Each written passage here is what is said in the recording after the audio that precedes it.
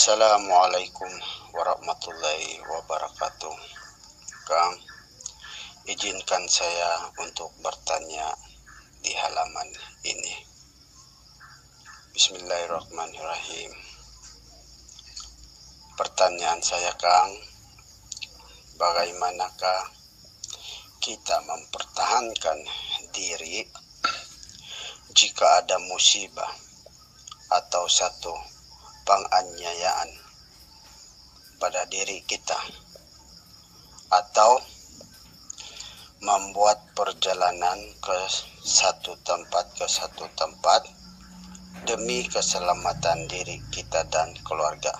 Bagaimanakah kita menggunakan ma'rifatullah tersebut? Adakah perlu kita membuat amalan dan sebagainya? Dan pertanyaan saya kedua, Kang, harap mohon izinkan, adakah atau mustahilkah dengan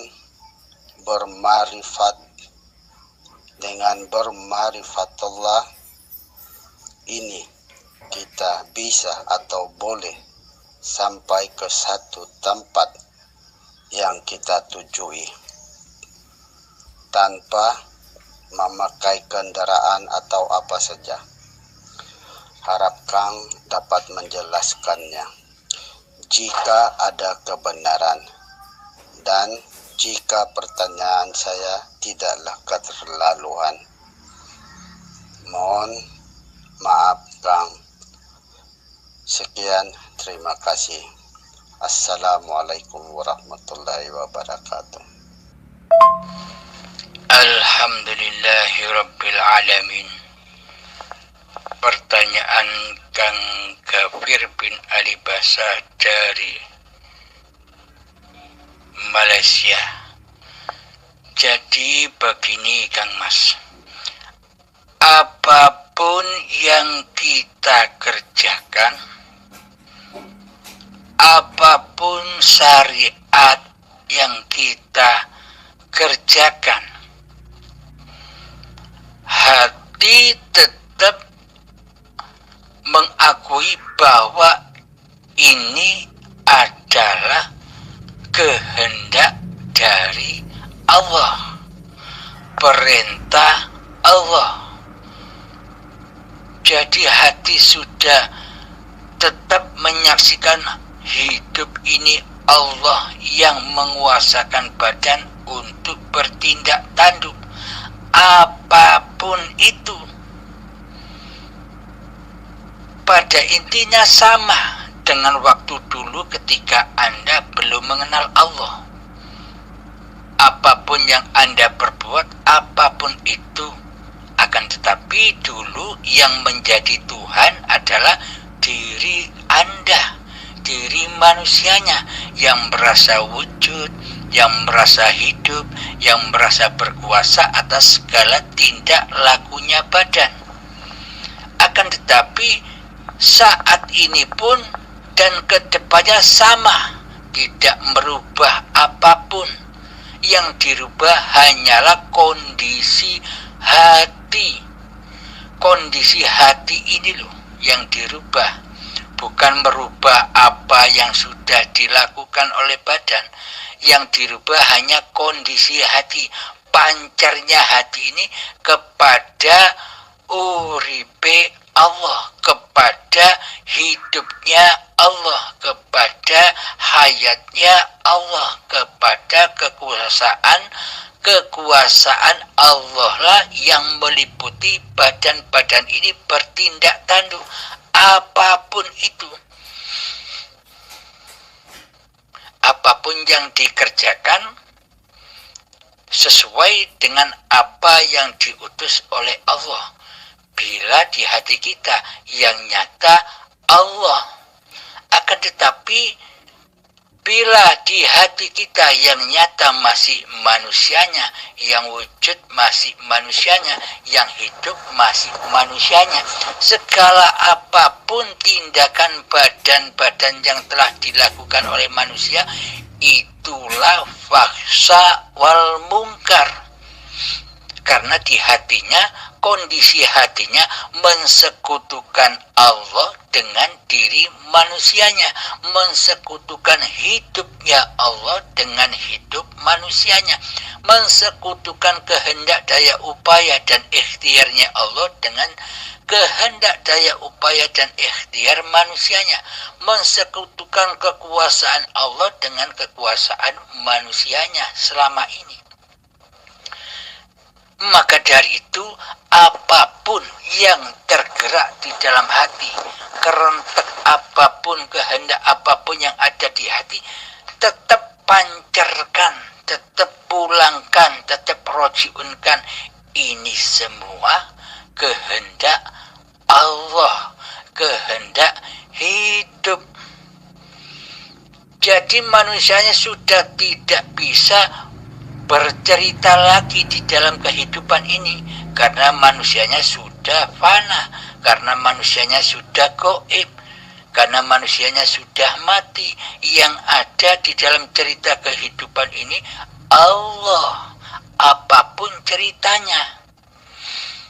Bila Anda memahami hayatullah, berarti cerita-cerita, baik itu kebahagiaan atau kemiskinan, anugerah atau bencana, semua kan itu Allah yang menceritakan kepada masing-masing diri hambanya bila kita menyadari kehidupan ini. Jadi apapun yang berlaku, kehendak di dalam hati manusianya, tetap pulangkan kepada hayatullah. Membela diri, hayatullah lah yang membela diri. Muhammad, bukan kamu yang melempar, tapi akulah yang melempar. Muhammad, bukan kamu yang memanah,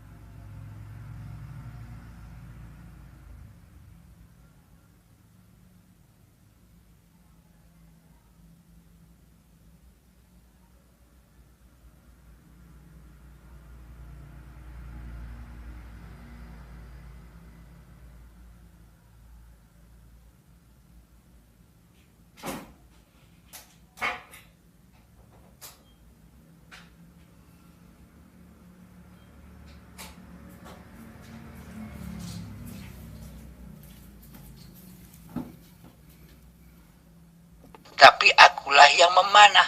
Jadi pada intinya Muhammadnya leburkan, manusianya fanahkan, goibkan di hati kita.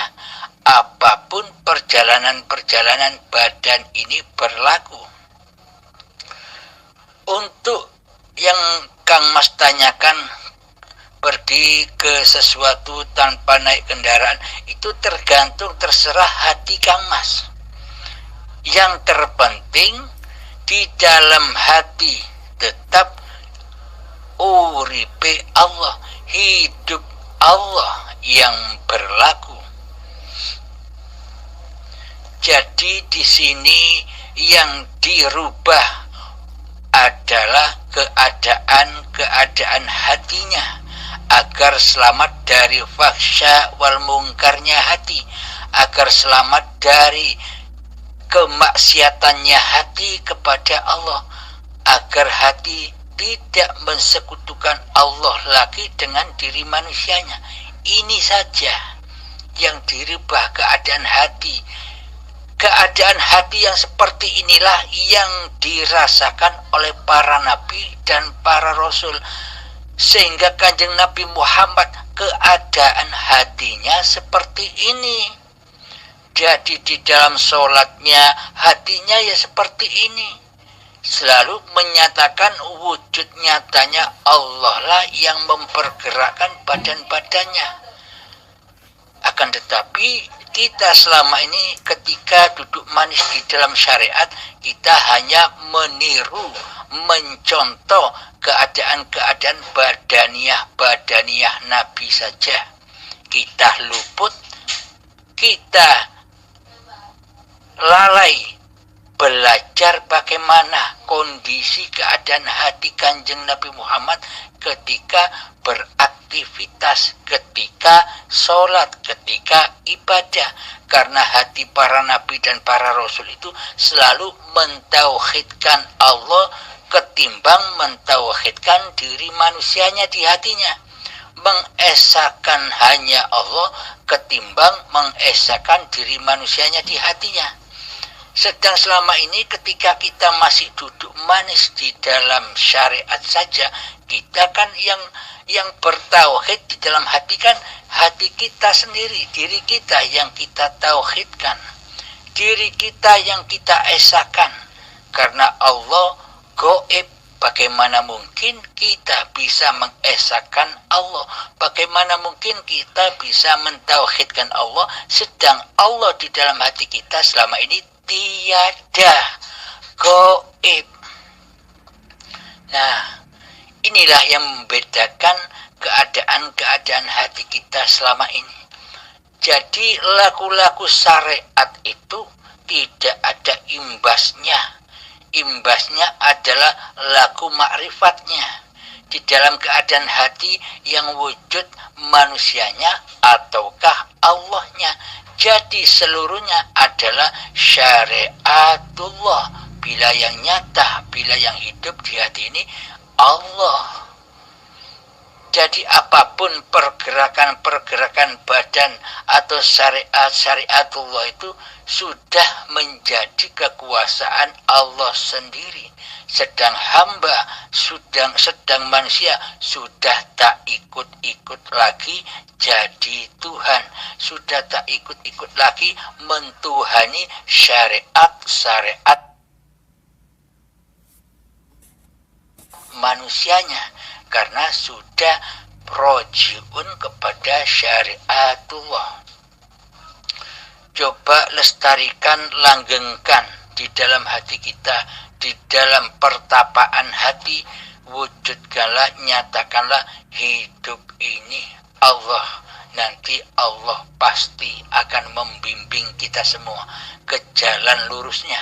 Di dalam keadaan apapun Allah pasti membimbing kita semua.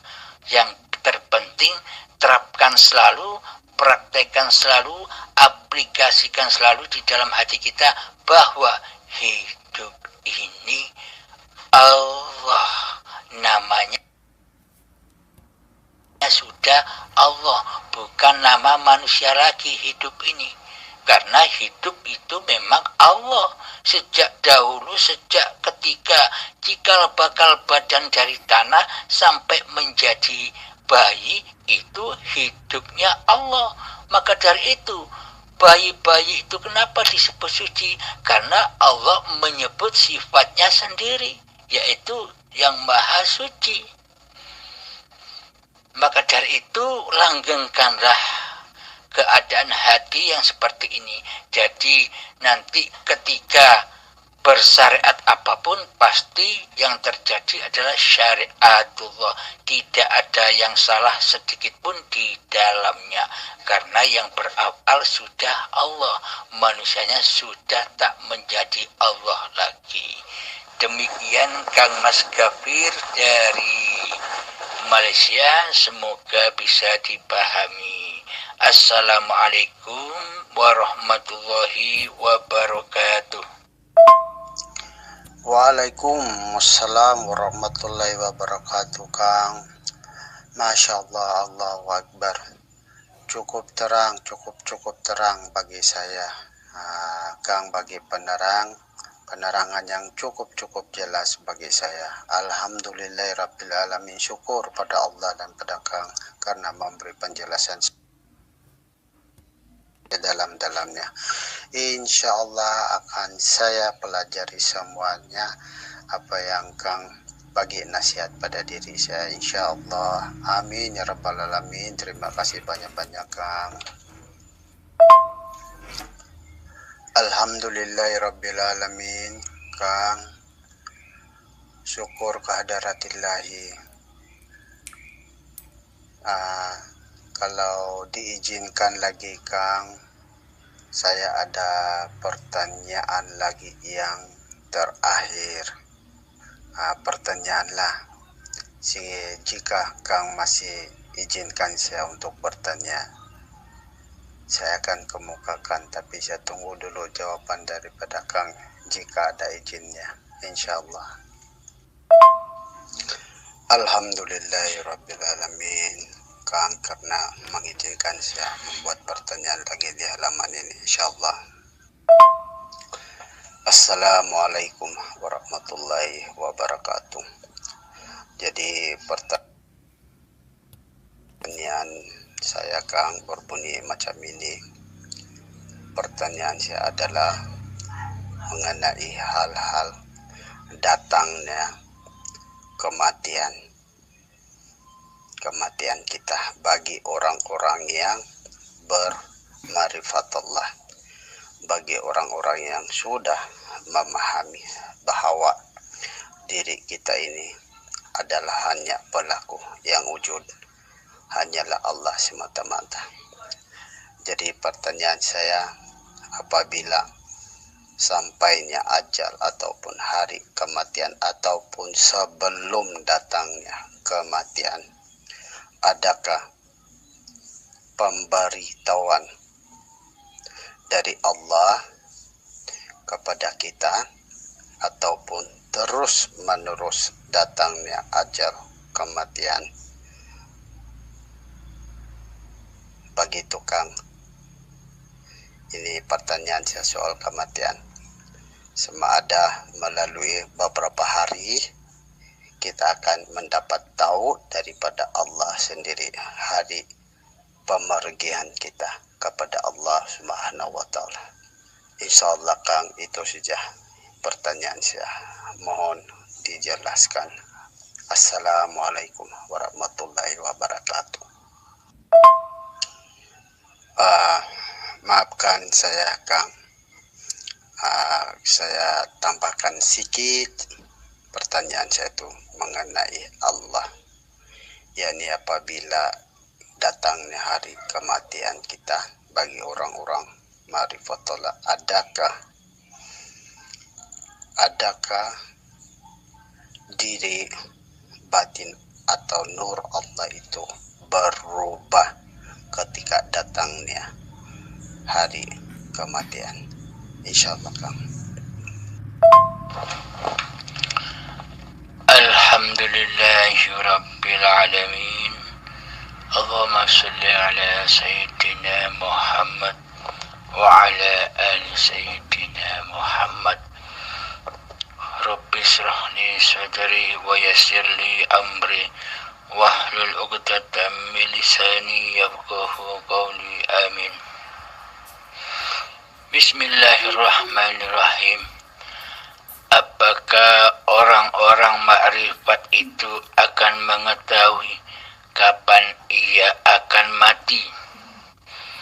Kapan ia akan menemui ajalnya? Alhamdulillahirabbil alamin. Tentunya di sini makrifat itu adalah Allah sendiri, bukan manusianya yang makrifat. Manusianya tidak punya makrifat. Jadi ketika manusia sudah kembali ke alam fitrahnya, kembali ke alam hakikat diri sejatinya, di alam kegoiban, ke alam ketiadaan, ke alam kematian, di hati ini yang ada hanya uripe Allah, hidup ini Allah. Detik-detik itulah manusia sudah mati. Kita sudah mati. Nah, maka dari itu orang-orang yang sudah bermakrifat kepada diri sejati manusianya, ia akan tahu kapan kematiannya. Meskipun ajal secara badan masih hidup, tapi ia sudah tahu kematiannya, kapan ia akan mati. Sebelum ajal menjemput pun dia sudah tahu kematiannya di dalam hatinya. Apalagi ketika ajal menjemput. Sebelum ajal menjemput pun manusia itu sudah mati secara husnul khotimah, mati secara rela dan ridho kembali kepada Allah. Inilah bedanya kematian orang-orang yang makrifat dan orang-orang yang belum bermakrifat. Jika manusia yang belum bermakrifat tidak tahu kapan ia akan mati. Namun bagi orang-orang yang sudah bermakrifat kepada Tuhannya, maka saat ketika kewujudan diri manusianya sudah tak menjadi Tuhan di hatinya, itulah kematian bagi hamba-hambanya. Kembali rela dan ridho, menyatakan dalam hati bahwa hidup ini Allah. Nah, ketika itulah matilah hambanya. Alhamdulillahirabbil alamin. Husnul khotimah sudah diraih oleh hamba-hamba yang sudah mengenal diri dan mengenal Tuhannya. Apapun yang dikerjakan, kelihatannya badan bertindak tanduk apapun, pasti endingnya husnul khotimah. Karena di dalam hidup ini bukan hidup manusianya. Yang berlaku atas tindak tanduknya badan ini adalah hayatullah yang beraf'al di dalamnya. Maka meskipun sebelum kematian badan datang, ketika manusia sudah mengenal Tuhannya, itu pun sudah mati bagi diri manusianya sendiri. Di dalam hatinya, meskipun kelihatan dari luar badan-badan ini masih hidup, tapi orang luar menyangka hidup yang ada di badan ini hidup manusianya, bukan hidup Tuhannya. Karena manusia lain menyangka bahwa yang hidup ini adalah hidup manusia.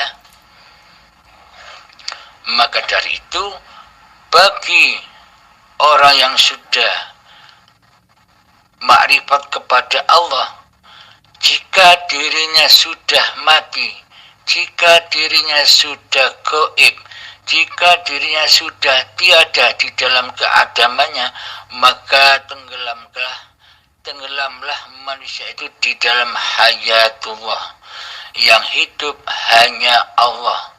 Memandang apapun di luar diri kita, yang ada hanya Allah. Meskipun ia melihat sosok-sosok manusia, meskipun ia melihat sosok-sosok hayawan, meskipun ia melihat sosok-sosok tumbuh-tumbuhan, akan tetapi sang makrifat tidak menyaksikan, sudah tidak bisa melihat kemakhlukannya. Karena yang ditembus oleh sang makrifat adalah hati dan hidupnya, bukan menembus hanya casingnya saja, bukan hanya menembus kulitnya saja.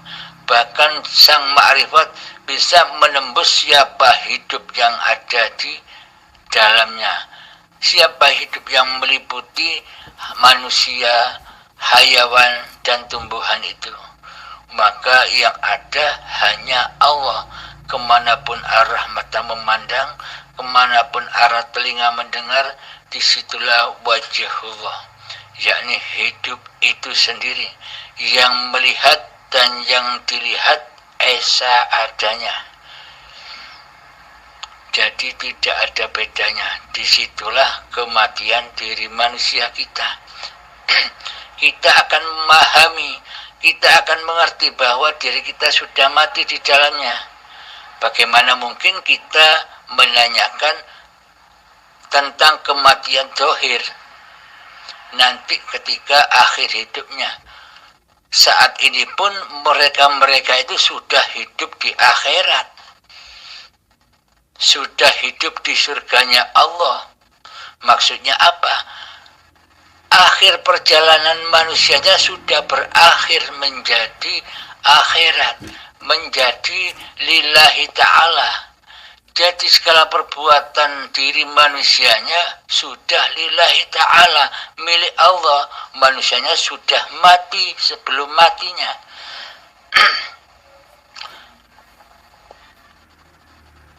Jadi ketika datang ajal menjemput, ajal badan yang mati, hati sudah tidak ada bedanya ketika masih hidup badannya, kelihatannya. Bahkan hatinya sama. Karena yang ada sudah Allahnya ketimbang manusianya. Ketika ajal menjemput sudah tak ada masalah lagi. Karena hakikatnya ia sudah mati, yang hidup hanya Allah. Jadi ketika kita berpraktek melakukan aplikasi kezuhudan, ketika datang klik bahwa hidup ini Allah, itulah kematian diri manusia kita. Hanya kitalah yang tahu kapan kita mati. Maksudnya kitanya bukan kita manusia, kitanya Allah. Kami, kita, aku, itu bahasanya Allah sendiri. Wa nahnu aqrabu ilaihi min hablil warid. Orang-orang syariat mengartikan wa nahnu ini, nahnunya malaikat. Padahal siapakah hidup yang ada di para malaikat itu? Siapakah hidup yang ada di dalam Israel itu? Itu kan juga Allah semua. Wa nahnu aqrabu ilaihi min hablil warid. Aku lebih dekat kepadamu daripada urat nadimu. Nah, ketika di dalam praktek kezuhudan yang kita lakukan, ketika urat nadi sudah terputus, yakni pengakuan hidup diri manusianya sudah terputus, maka nyatalah yang lebih dekat dari diri manusia itu sendiri, yakni hayatullah. Ketika itulah kematian diri manusia kita. Manusia kita sudah gaib, sudah tiada, sebagaimana ketika kita dulu mentiadakan Allah dan menggaibkan Allah di hati kita. Yang ada hanya Allah. Allah lah yang sangat nyata, senyata ketika kita dulu masih senyata ketika kita dulu masih belum mengenal Allah, nyatanya seperti diri manusia kita di hati kita. Ketika Allah sudah menguasai singgasana hati setiap manusia. Alhamdulillah, beruntunglah kita semua bila sebelum ajal menjemput kita sudah mati dulu, mati pengakuannya, mati kehidupan manusianya, mati kewujudan diri manusianya. Ketika ajal menjemput tinggal tinggal meneruskan saja. Maksudnya ya seperti ketika zuhud itu sudah tidak ada makhluknya, yang ada hanya Allah. Jadi ketika ajal menjemput matinya badan, ya sama saja dengan kematian ketika klik zuhudnya. Ketika klik bahwa hidup ini Allah, itu sudah mati secara husnul khotimah. Jadi sudah tidak ada azab siksa, azab pedihnya, azab sakaratul maut sudah tidak berlaku. Karena apa? Ketika menjelang kliknya hati bahwa hidup ini Allah, begitu sangat sulitnya. Jadi sakaratul mautnya sudah ditembus, sudah ditebus dengan rela dan ridho ketika masa-masa sulit untuk mengenal Allah, itulah sakaratul mautnya. Jadi bagi manusia yang belum mengenal Allah, yang saat hidupnya tidak mencari Tuhannya, ketika saat sakaratul maut, ia dicopot pelan-pelan keakuan dirinya, pengakuan hidupnya, pengakuan wujud dirinya, pengakuan hartanya, pengakuan anak istrinya dicopot pelan-pelan, sehingga sangatlah sakit azab itu. Seperti kambing dikuliti secara hidup-hidup 1000 kali sakitnya.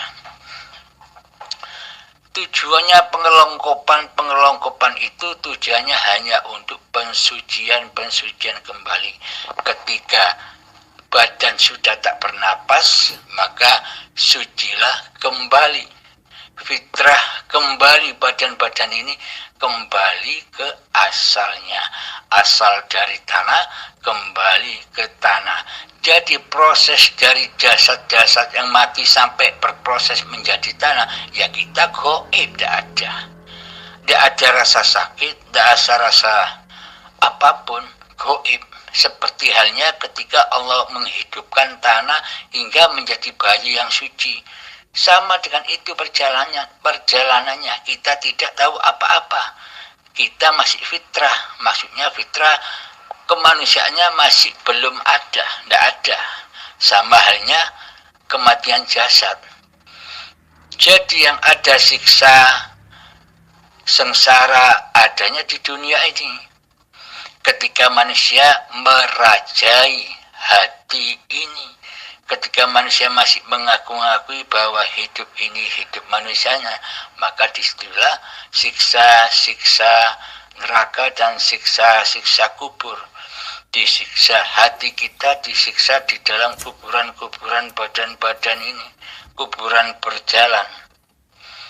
Jadi ketika ada talqin di pemakaman, yang ditalqin ini yang mati di dalam kuburan yang berjalan ini. Mati hatinya, mati jiwanya akan Tuhannya. Ditalqin marrobuka, siapa Tuhanmu? Allahu Rabbi. Nah, di situ penegasan, akuilah dengan rela dan ridho bahwa hidup ini Allah. Ditalqin itu penegasannya begitu kepada orang-orang yang mengantar jenazah, bukan kepada mayatnya. Mayatnya sudah tak ada pengertiannya, mayatnya sudah tak ada perasaannya, mayatnya sudah tak ada pendengarannya. Bagaimana ia akan mendengarkan talqin dari Pak Mudin?